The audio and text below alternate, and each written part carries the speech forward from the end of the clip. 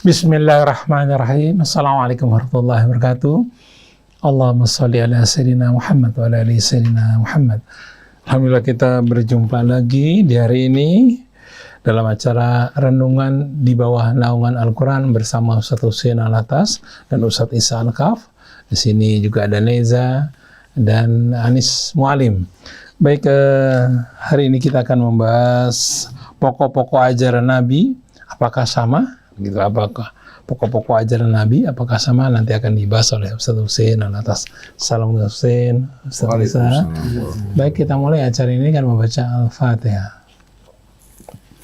A'udzu billahi minasy syaithanir rajim. Bismillahirrahmanirrahim. Alhamdulillahi Rabbil Alamin. Ar-Rahmanir Rahim. Maliki Yaumiddin. Iyyaka na'budu wa iyyaka nasta'in. Ihdinas siratal mustaqim. صراط الذين أنعمت عليهم غير المغضوب عليهم ولا الضالين.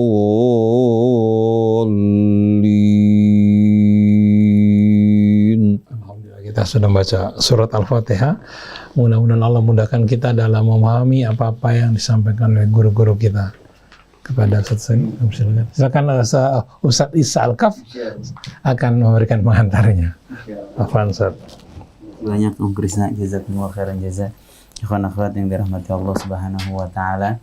Hari ini kita akan membahas tentang satu hal yang menjadi dasar daripada keyakinan kita, yaitu bagaimana inti daripada dakwahnya para anbiya.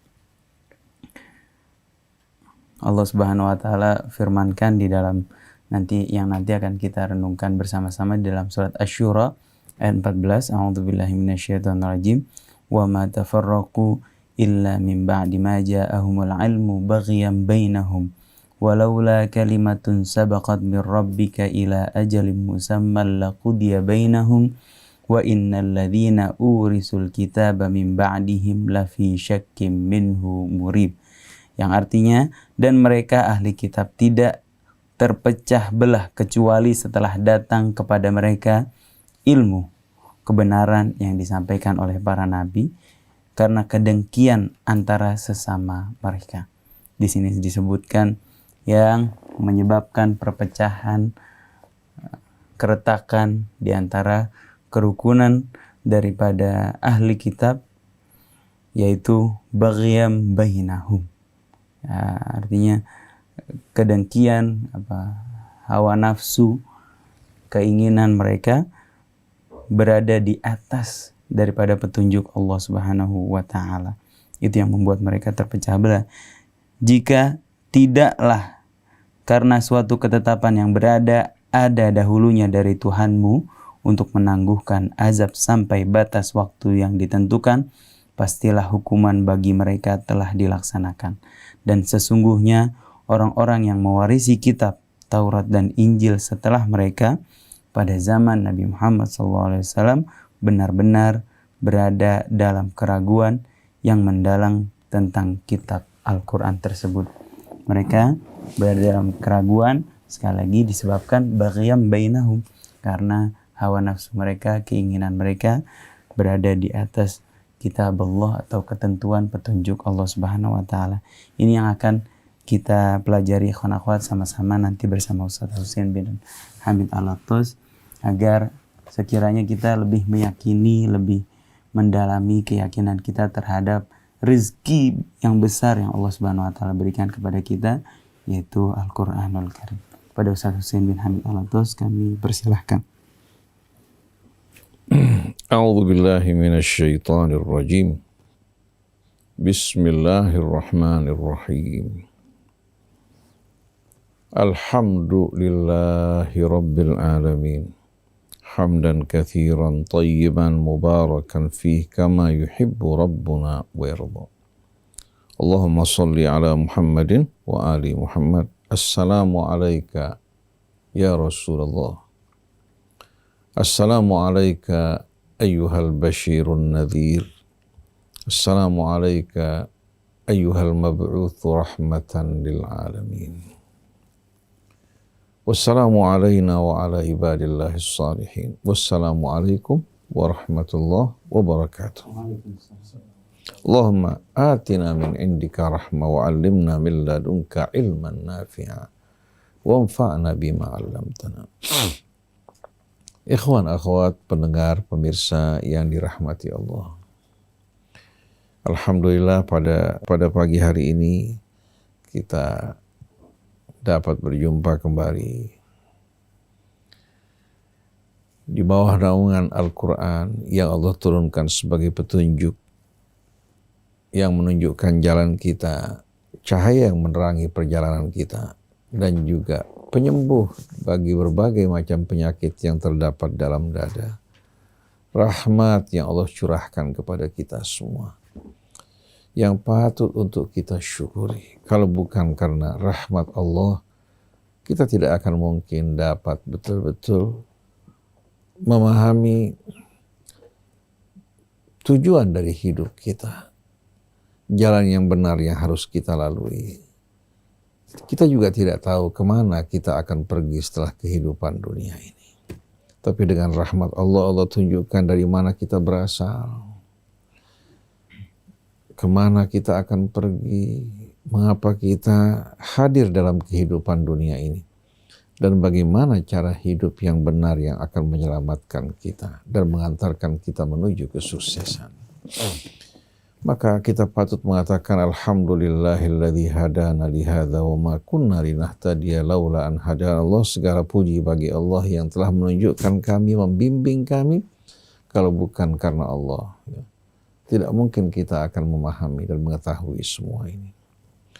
Maka patutlah orang-orang yang diberikan hidayah petunjuk untuk masuk ke dalam agamanya, berjalan di atas petunjuknya untuk bersyukur kepada Allah, dan juga menyampaikan dan mengajarkannya kepada mereka-mereka yang belum menikmati karunia Allah ini dengan cara yang penuh hikmah sebagaimana yang diajarkan oleh Nabi kita Muhammad sallallahu alaihi wasallam. Ikhwan akhwat yang dirahmati Allah. Pada kajian kita hari ini, kita ingin memahami dari Al-Quran pokok-pokok dari ajaran para nabi, dengan bukti ayat-ayat bayinat yang jelas, yang tidak terbantahkan sedikit pun, yang menerangkan kepada kita bahwa sebenarnya pokok-pokok ajaran para nabi sama. Semua diutus oleh Allah Subhanahu wa ta'ala untuk menyembah Allah dan tidak mempersekutukan Allah dengan sesuatu. Semuanya diperintahkan untuk menegakkan agama Allah dengan lurus, bukan menegakkan hawa nafsu mereka, keangkuhan mereka, kesombongan mereka, persepsi mereka, ya, dengan mempergunakan agama Allah. Tapi yang harus mereka lakukan adalah menegakkan agama Allah dan tidak bercerai-berai di dalamnya.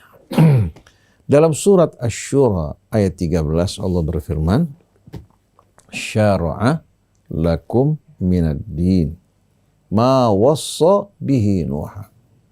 Allah mensyariatkan bagi kalian dari tuntunan agamanya sesuai dengan apa yang Allah wasiatkan kepada Nabi Allah Nuh. Kita tahu bahwa Nabi Allah Nuh adalah nabi setelah kakek kita Adam alaihi salatu wassalam. Jadi Allah syariatkan bagi kalian dari tuntunan agamanya ma wassa bihi Nuh, sesuai dengan wasiat yang Allah wasiatkan kepada Nuh. Walladzi auhayna ilaika, dan apa yang kami wahyukan kepadamu wahai Rasulullah sama dengan apa yang kami wahyukan kepada Nuh.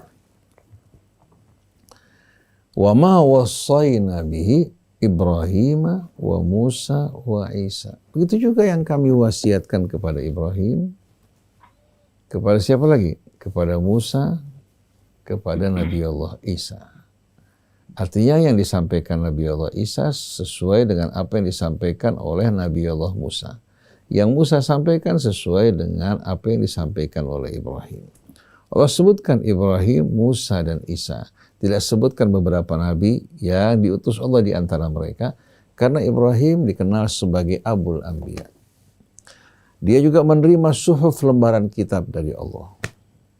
Inna hadza la fi suhufil ula suhufi Ibrahim wa Musa.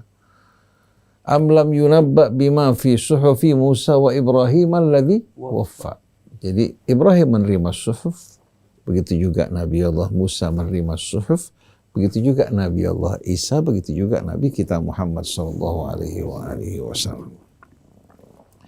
Jadi apa yang kami wahyukan dan wasiatkan kepadamu wahai Rasulullah sesuai dengan apa yang Allah wasiatkan kepada Isa, kepada Musa, kepada Ibrahim, juga kepada Nuh.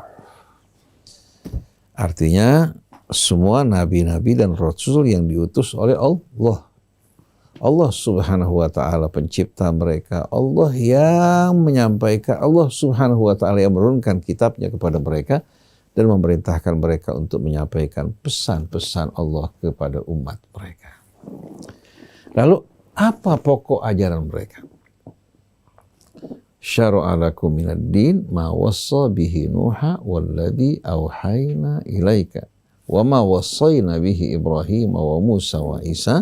Pesan Allah kepada mereka semuanya untuk disampaikan kepada kita, kepada umat mereka, an aqimuddin wa la tatafarraqu fi. Hendaklah kalian semua bersama-sama menegakkan agama Allah dan jangan kalian bercerai-berai di dalamnya. Kalau kita semua umat Nabi kita Muhammad sallallahu alaihi wasallam yang kita tegakkan agama Allah sesuai dengan apa yang terdapat dalam kitabnya, begitu pula yang diterangkan oleh nabinya melalui sunnahnya, dengan sendirinya ada riwayat-riwayat dari nabi kita yang selaras dengan kitab Allah. Kalau yang kita tegakkan agama Allah, kita bisa bersatu di dalamnya. Tapi kalau yang kita tegakkan hawa nafsu kita, setiap kelompok menggiring Al-Quran untuk mengikuti persepsi golongan masing-masing, untuk mengikuti doktrin masing-masing, sedangkan ayat Allah hanya dijadikan sebagai pembenaran dan pembelaan terhadap doktrin dan persepsi mereka, maka dengan sendirinya tidak mungkin mereka akan bersatu. Kullun fi falakin yasbahun, masing-masing akan berorbit pada falak mereka. Nah, ini yang kita jumpai di tengah-tengah kaum muslimin, bukan karena agama Allah tidak jelas, tapi yang terjadi justru mereka menggiring agama Allah, menggiring nas-nas dan teks-teks yang terdapat dalam kitab Allah disesuaikan dengan persepsi mereka, doktrin mereka, dan kecondongan bergolongan mereka. Oleh karena itu, walaupun Tuhan mereka satu, Nabi mereka sama, kitab mereka Al-Quran, saksikan bagaimana di antara mereka tidak terdapat kerukunan dan kecintaan. Jadi an aqimuddin wa la tatafarraqu fi. Tegakkan agama Allah, jangan kalian bercerai-berai dalamnya. Sebagai contoh Ustaz Isa, kalau kita sama-sama semua menghadapkan wajah kita menuju Baitullahil Haram, dari manapun kita berasal, baik dari timur, dari barat, dari selatan maupun utara, semuanya akan menuju tujuan yang sama. Betul enggak? Tapi kita di tempat yang sama, berada di tempat yang sama. Tapi arah kita berbeda-beda, ya pasti kita akan bercerai-berai. Nah sekarang di hadapan kita dua pilihan. Yang satu yang diperintahkan Allah, yang satu yang bertentangan dengan perintah Allah. Yang diperintahkan Allah, kita menyesuaikan hawa nafsu kita, menyesuaikan pandangan kita, fikiran kita dengan petunjuk Allah. Kalau kita benar-benar telah meyakini bahwa ini kitab Allah, seharusnya kita bersama-sama sepakat untuk mengikuti apa yang Allah terangkan dalam kitabnya. Tapi disebabkan karena al-asabiyah, fanatisme, disebabkan juga karena apa? Kecondongan berkelompok dan bergolongan. Disebabkan karena kecintaan kepada dunia dan mengikuti hawa nafsu, masing-masing berusaha untuk menggiring ayat-ayat Allah mengikuti hawa nafsu mereka. Ini yang dinamakan baghyan bainahum. Karena kata bagha yabghi itu ya berasal dari apa? Hasrat keinginan yang menyimpang, yang membuat orang menyimpang. Baik itu karena fanatisme, disebabkan karena kepentingan, disebabkan karena keuntungan-keuntungan dunia yang bisa membelokkan seseorang dari jalan yang benar. Jadi an aqimuddin wa la tatafarraqu fi kabura 'alal musyrikin ma tad'uhum ilaih. Kabura 'alal musyrikin artinya amat besar, sulit bahkan mustahil bagi orang-orang musyrik untuk mengikuti ajakan dan seruan kamu yang mengajak mereka untuk menegakkan agama Allah dan bersatu di dalamnya. Orang yang hatinya bersih, mengabdi kepada Allah dengan tulus, dengan mudah dia akan menyambut. Karena dia tidak mementingkan kepentingannya. Dia tahu keselamatan hanya dengan mengikuti petunjuk dan jalan Allah. Di saat hawa nafsunya menolak, ditekan, dan diharuskan mengikuti petunjuk Allah. Tapi orang-orang musyrik yang mempersekutukan Allah Subhanahu wa ta'ala, mana bisa menerima hal ini? Mengikuti petunjuk Allah agamanya, dalam pandangan yang merugikan kepentingannya. Mereka yakin akan kebenaran agama Allah, tapi karena kebiasaan hidup mereka yang tenggelam dalam kezaliman, dalam kecintaan pada dunia, akhirnya ayat Allah disesuaikan dengan kebiasaan mereka. Disesuaikan dengan adat, tradisi, budaya yang tidak benar. Kalau ada tradisi yang benar, yang bersumber dari petunjuk Allah, yang sesuai dengan akal sehat, kita sambut. Tapi mereka sesuaikan agama Allah dengan tradisi, budaya, kebiasaan mereka. Akhirnya setiap golongan pasti akan mengambil dan memahami agama Allah Subhanahu wa ta'ala berbeda-beda. Karena tradisi kebiasaan satu kaum kan berbeda-beda. Jadi akhirnya lahirlah agama yang disesuaikan dengan budaya, agama yang disesuaikan dengan tradisi dan adat, dan agama yang disesuaikan dengan apa? Dengan tolok ukur apa? Kebangsaan. Maka lahirlah di Indonesia Islam Nusantara. Bukan lagi Islam yang sesuai dengan petunjuk Allah, tapi Islam yang disesuaikan dengan tradisi budaya Nusantara. Nah, Islam semacam ini mungkin bisa diterima oleh sebagian masyarakat Indonesia, tapi nggak diakui oleh Allah. Karena apa? Karena arti Islam itu tunduk berserah diri secara total kepada Allah. Kalau kita mengaku sebagai hambanya. Jadi kabura 'alal musyrikin ma tad'uhum ilai. Amat sulit dan berat bagi orang-orang musyrik. Ma tad'uhum ilai, untuk mengikuti seruan dan ajakanmu kepada mereka, wahai Rasulullah. Allahu yajtabi ilaihi man yasha wa yahdi ilaihi man yunib. Tapi Allah Subhanahu wa ta'ala nanti akan memilih di antara hamba-hambanya yang akan Allah berikan hidayah sesuai dengan kehendaknya. Allahu yajtabi ilaihi man yasha. Allah akan pilih dari hamba-hambanya hamba pilihan.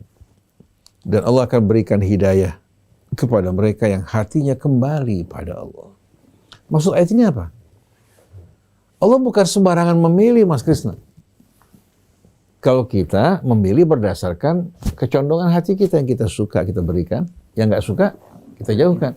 Tapi maksud Allah, yajtabi ilaihi man yasha, Allah akan memilih untuk masuk ke dalam agamanya siapa yang Allah pilih. Yaitu orang-orang yang hatinya penuh kebersihan, siap menerima kebenaran, tidak mengedepankan hawa nafsunya di hadapan kebenaran. Bukan orang-orang yang mengedepankan asabiyahnya, fanatismenya, hawa nafsunya, kepentingannya. Orang seperti ini, orang yang dijauhkan dari hidayah Allah. Jadi Allah akan memilih masuk ke dalam agamanya, ya, man yasha, siapa yang Allah kehendaki. Dan kehendak Allah beda sama kehendak kita. Ini kehendaknya Allah yang ahad, yang tidak berada di bawah tekanan siapapun, yang Rahman dan Rahim, yang Alim dan Hakim, yang Maha Adil. Tidak mungkin Allah Subhanahu wa taala akan apa? Akan memilih berdasarkan hawa nafsu seperti kita. Allah nggak punya hubungan famili dengan hambanya. Semua hambanya ciptaan Allah. Tapi akhirnya orang salah mengartikan, artinya ya udah kita Islam, kita beriman udah kehendak Allah. Ya. Begitupun kekafiran. Betul.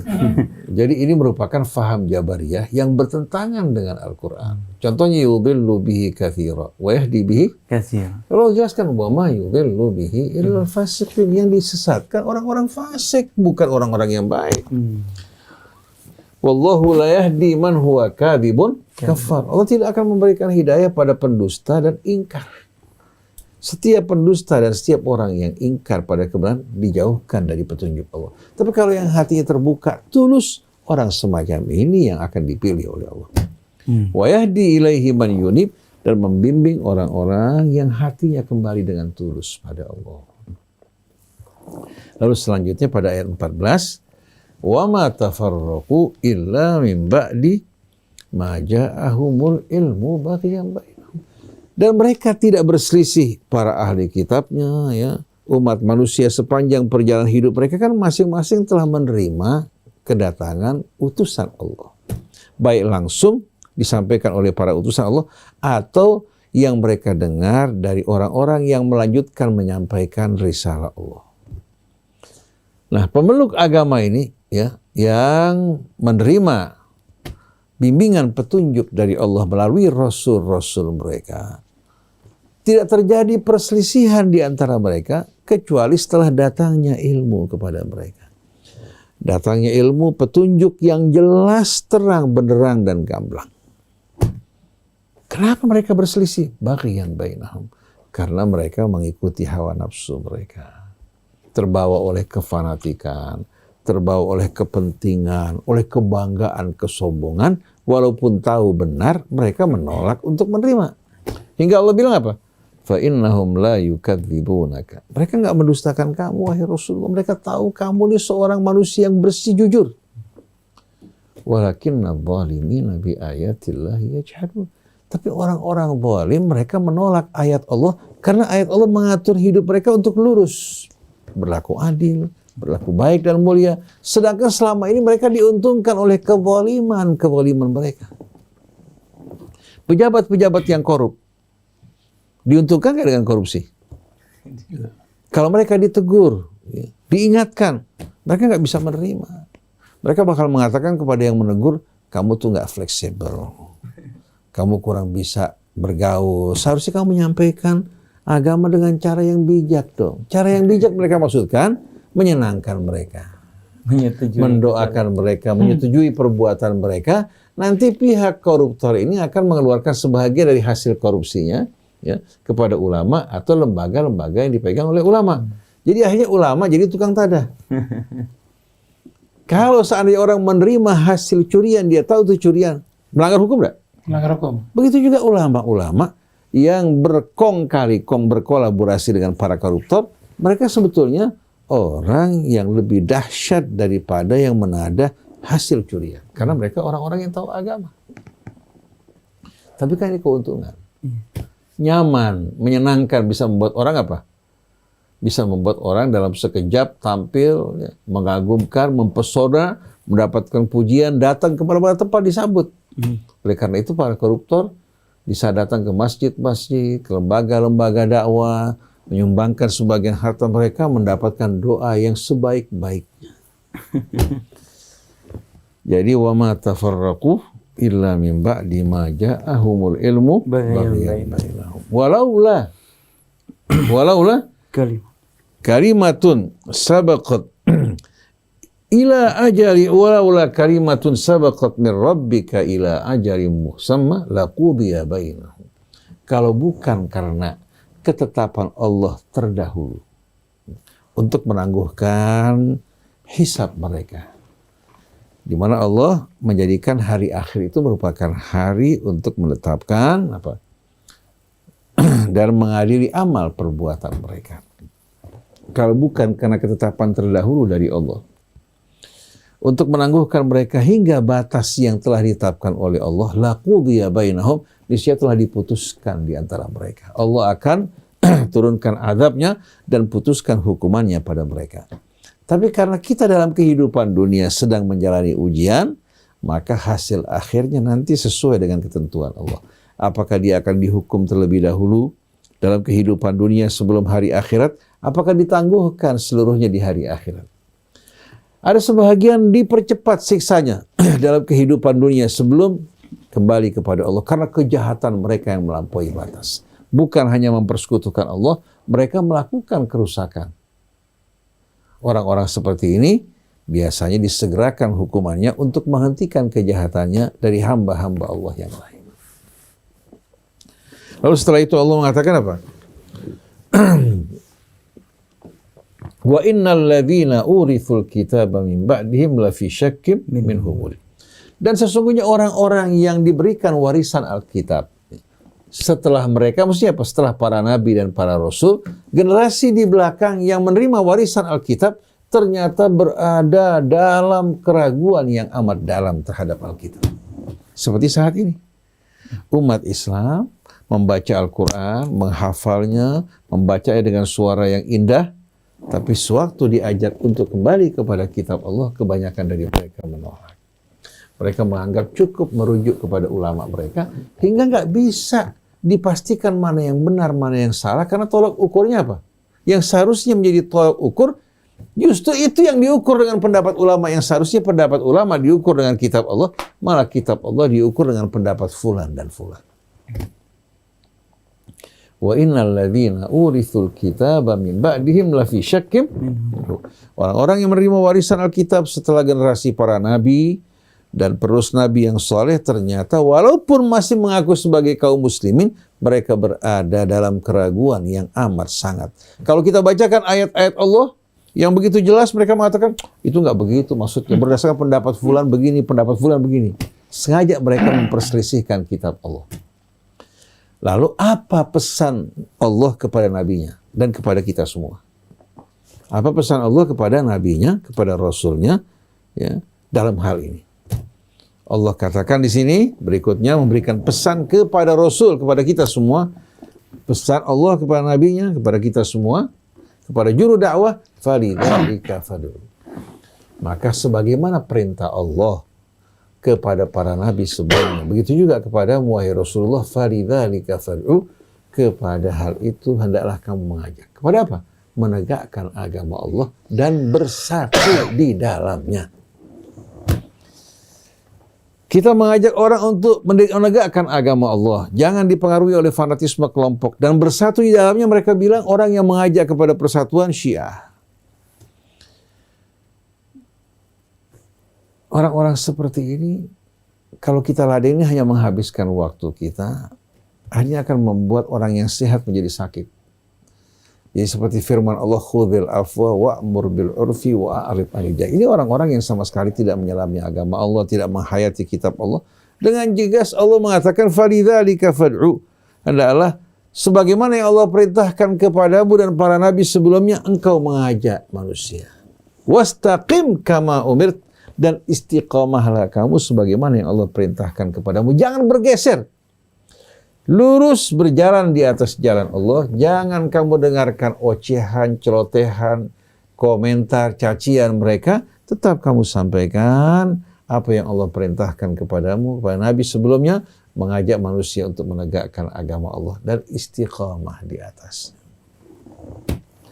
Fastaqim kama falidzalika fad'u wastaqim kama umirta wala tattabi ahwa'ahum. Jangan ikuti hawa nafsu mereka. Pasti setiap golongan akan apa?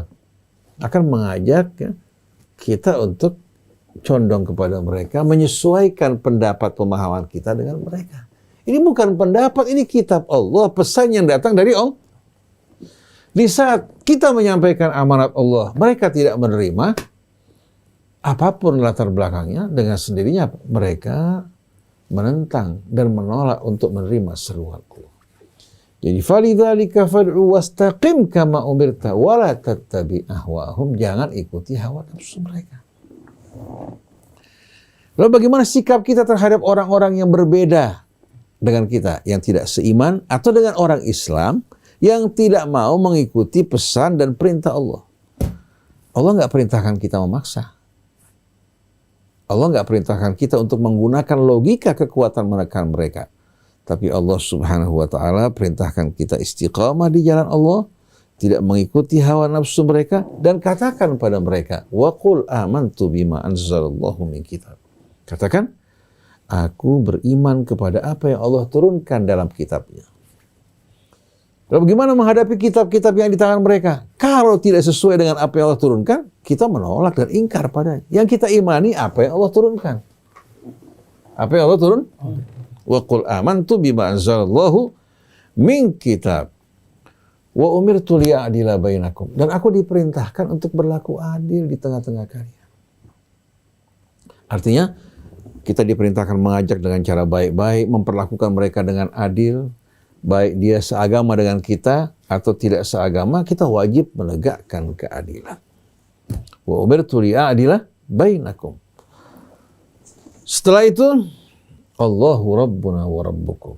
Dalam keyakinan kami, keimanan kami yang tidak sedikit pun ada keraguan di dalamnya, Allah adalah Tuhan kami dan Tuhan kalian. Allahu Rabbuna wa Rabbukum. Kemudian, lana a'maluna wa lakum a'malukum. Kami bertanggung jawab atas amal kami. Kami nggak bertanggung jawab atas amal kalian. Wa lakum a'malukum. Kalian juga bertanggung jawab atas amal kalian, tidak bertanggung jawab atas apa yang kami lakukan. La hujjata bainana wa bainakum. Tidak ada alasan di antara kami dan kalian. Kami sudah menyampaikan amanat Allah. Tinggal kembali kepada kalian. Faman sya'a falyu'min wa man sya'a falyakfur. Kalau kalian memilih keimanan, alhamdulillah untuk kebaikan kalian dan kami telah melaksanakan amanat Allah. Kalau kalian menolak, bukan tanggung jawab kami. Kami dan kalian masing-masing bertanggung jawab atas amalnya. Tidak ada alasan di antara kami dan kalian kalau kami sudah menyampaikan amanat Allah. Jadi kalau seandainya ulama mengajak ditolak padahal sudah menyampaikan dengan jelas sesuai dengan apa yang Allah perintahkan, dia tidak bertanggung jawab. Jangan katakan bahwa dia gagal. Dia tidak gagal, dia menyampaikan amanat Allah. Jangan kita berupaya menyenangkan manusia agar mereka bergabung bersama kita. Akhirnya bukan bergabung masuk dalam agama Allah, bergabung dalam ajakan, seruan, dan apa? Dan kampanye kita. Padahal seharusnya kita mengajak manusia kepada Allah. Wa umirtu li'a'dila bainakum Allahu Rabbuna wa Rabbukum lana a'maluna wa lakum a'malukum la hujjata bainana wa bainakum. Allahu yajma'u bainana. Allah akan mengumpulkan kita semua wa ilaihil masir, dan kepadanya kita dikembalikan, dia akan memberikan keputusan. Oleh karena itu surah Saba ayat 24 yang pada saat ini sedang viral, bukan berarti Nabi ataupun orang yang beriman ragu terhadap kebenaran agamanya. Tapi ini merupakan akhir dari sebuah dialog. Kalau kita ajak dialog, menyampaikan pesan-pesan Allah, bukti yang argumentatif yang tak terbantahkan, mereka tolak, maka Allah perintahkan kita untuk apa? Untuk mengembalikan keputusan ini kepada Allah. Qul man yarzuqukum minas samawati wal ard. Katakan, siapa yang memberikan kalian rezeki dari langit dan bumi? Mereka semua akan mengatakan Allah. Qulillah, katakan Allah. Itu disepakati. Nah, kalau sudah jelas hal ini, qul wa inna au iyyakum la'ala hudan au fi dhalalim mubin. Setelah jelasnya bukti, maka katakan sesungguhnya kami atau kalian, salah satu di antara kami pasti ada yang berada di atas petunjuk atau berada di atas kesesatan yang nyata. Masing-masing bertanggung jawab atas amalnya. Kalian tidak ditanya tentang amal kami tidak ditanya tentang amal kalian. Allah yang akan memberikan keputusan, dan dia sebaik-baiknya pemberi keputusan yang akan memberikan keputusan yang adil. Begitu juga di sini. Ketika mereka menolak ajakan Allah, apa yang disampaikan Rasul, Allah perintahkan Rasulnya, falidzalika fad'u. Tetap kamu wahai Rasulullah berdakwah, mengajak mereka untuk mengikuti apa? Apa yang Allah perintahkan, menegakkan agama Allah, tidak bercerai-berai dalam agama Allah. Berarti kalau yang mengajak umat Islam bercerai-berai bukan mengikuti Rasul, bukan mengikuti sunnah yang diikuti sunnah syaitan yang gemar memecah belah di antara umat manusia. Jadi umat Islam harus waspada kalau ada yang mengajak kepada pertentangan, perselisihan, perpecahan, bermusuh-musuhan, ini merupakan kaki tangan syaitan. Karena Allah mengajak kita untuk menegakkan agama Allah dan bersatu di dalamnya, bukan bersatu dalam kelompok, bukan bersatu dalam golongan, bukan bersatu dalam partai, bersatu dalam agama Allah Subhanahu wa taala. Jadi kalau kita lihat ayat 24, 25, 26 dalam surah Saba itu sebetulnya merupakan uslub dialog yang amat indah. Kita diajak untuk menyampaikan argumentasi kita, begitu juga mereka. Mulai dari nol. Karena kalau kita mulai dari kefanatikan masing-masing tidak mungkin kita akan bertemu. Yang ada debat kusir. Tapi mulai dari nol kita menunjukkan kebenaran, memaparkannya. Kalau mereka setelah melihat kebenaran ternyata menolak, katakan qul wa inna au iyyakum la ala hudan au fi dhalalim mubin. Bukan berarti kita umat Islam yang beriman pada Allah menerima keyakinan yang bertentangan dengan apa yang Allah ajarkan kepada kita. Mustahil. Mustahil. Cuma Allah memerintahkan Rasul-Rasulnya dan kita semua dalam berdakwah itu mengajak orang ala basirah. Hingga Allah perintahkan Rasulnya untuk mengumumkan qul hadhihi sabili. Katakan ini jalanku. Ad'u ilallah. Saya mengajak kalian kepada Allah bukan kepada diri saya. Jadi kalau Ustadz mengajak kepada dirinya, kepada kelompoknya, adalah orang-orang yang ingin mengajak orang untuk mempersekutukan Allah. Dia menjadikan dirinya sebagai sekutu Allah. Tapi ad'u ilallah. Ala basirah, bukan dengan menutup mata. Tapi ala basirah dengan bukti dalil yang meyakinkan. Kalau basar, pandangan mata. Kalau basirah itu apa? Argumentasi, bukti-bukti yang menegaskan kebenaran. Ad'u ilallahi ala basiratin ana wa manittaba'ani. Inilah aku dan orang-orang yang mengikuti jalanku. Berarti orang-orang yang berdakwah mengajak kepada Allah dengan bukti-bukti, argumentasi yang tak terbantahkan, dialah pengikut Rasul yang sebenarnya. Adapun yang gampang-gampang menyerang orang, menyakiti perasaan orang, mengkafirkan orang hanya dengan pendapat pribadi, ini bukan orang yang mengikuti Rasul. Jadi qul hadhihi sabili ad'u ilallah ala basiratin ana wa man ittaba'ani. Katakan inilah jalanku, aku mengajak manusia kepada Allah ala basirah, dengan membuka mata hatinya, akalnya dengan bukti-bukti yang jelas.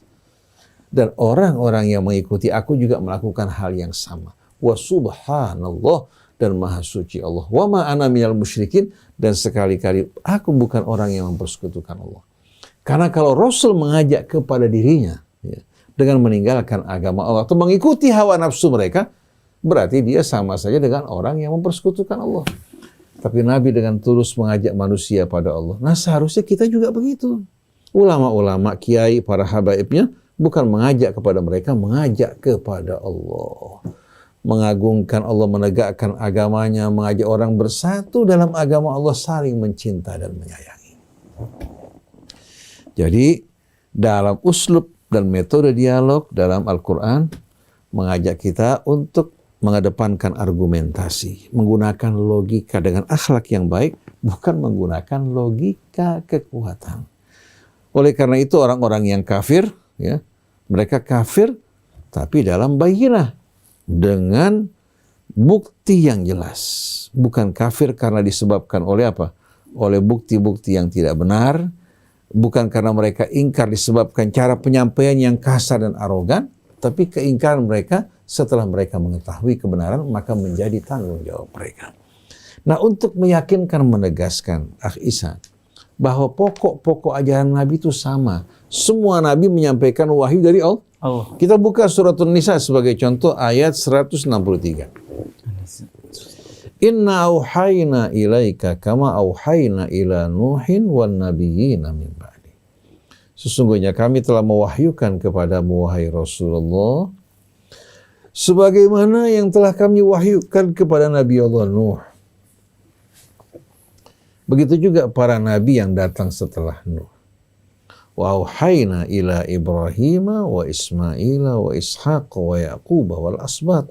Dan kami wahyukan kepada Ibrahim, kepada Ismail, kepada Ishaq, kepada Yaqub, begitu pula kepada anak-anak keturunan Yakub. Wa Isa wa Ayub, juga kepada Nabi Allah Isa, kepada Nabi Ayub sebelumnya, begitu pula kepada Nabi Allah Yunus, wa Harun wa Sulaiman, demikian pula kepada Harun dan Sulaiman.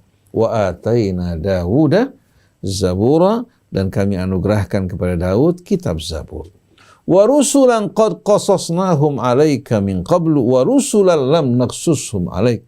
Demikian pula kepada rasul-rasul yang telah kami ceritakan kepadamu sebelumnya, dan rasul-rasul yang belum kami ceritakan kepada kamu, wahai Rasulullah. Wa kallamallahu Musa taklima, dan Allah berbicara langsung kepada Musa tanpa perantara. Rusulan mubasyirina wa mundirin, semua rasul-rasul diutus oleh Allah untuk menyampaikan kabar gembira bagi yang menyambut ajakan Allah, wa mundirin, memberikan peringatan.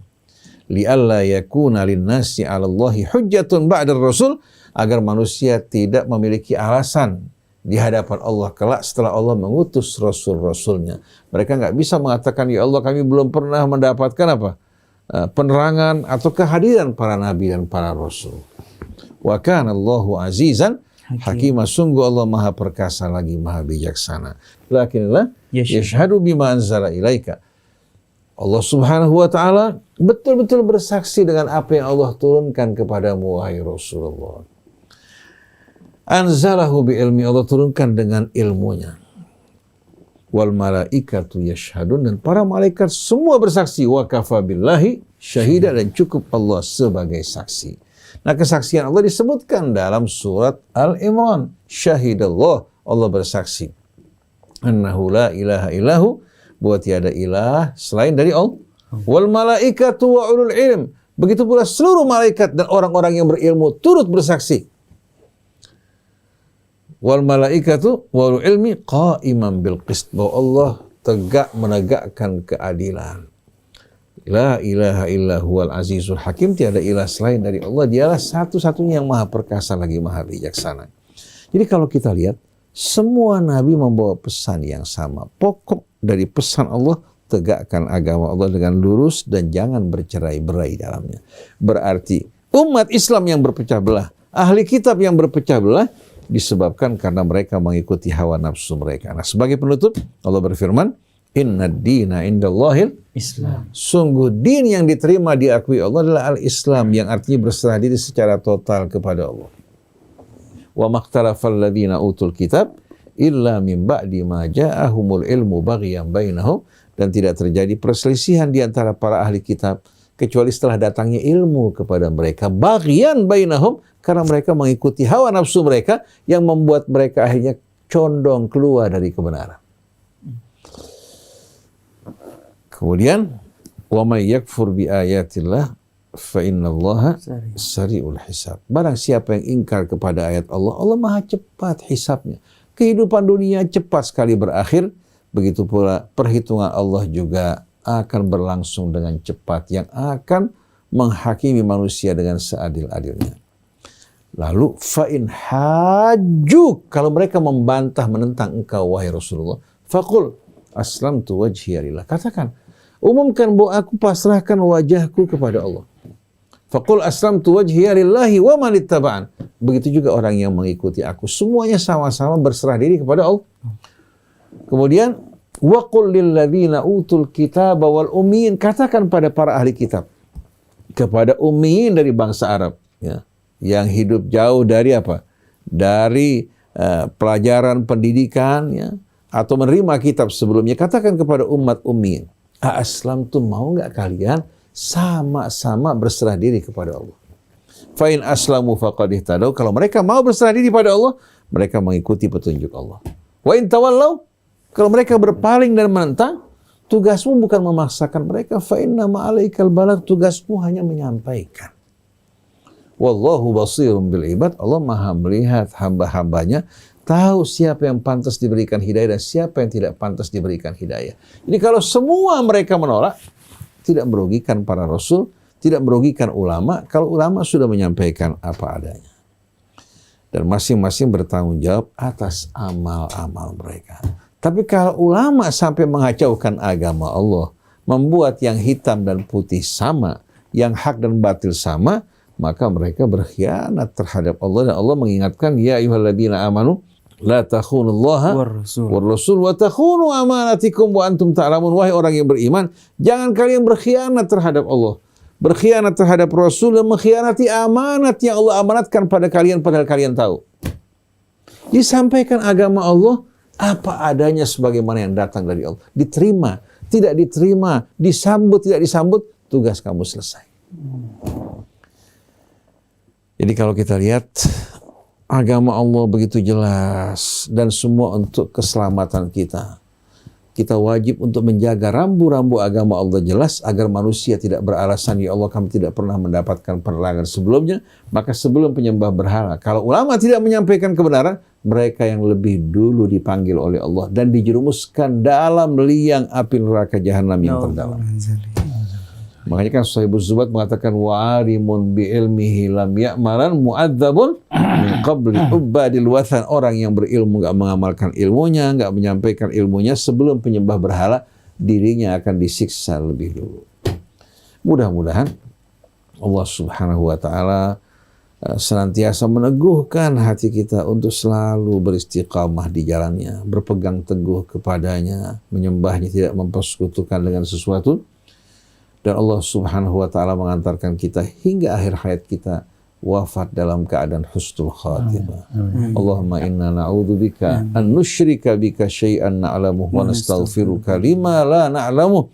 Allahumma inna nas'aluka hubbaka wa hubba nabiyyika wa hubba awliyaika wa hubba ibadikal mu'minin wa hubba kulli amarin yuqarribuna ila hubbik. Allahumma ij'al hubbaka fi qulubina ahabba ilayna minad dunya wa ma fiha. Wa sallallahu ala abdika wa rasulika sayyidina wa nabiyyina Muhammadin wa alihi wa sahbihi wa sallim.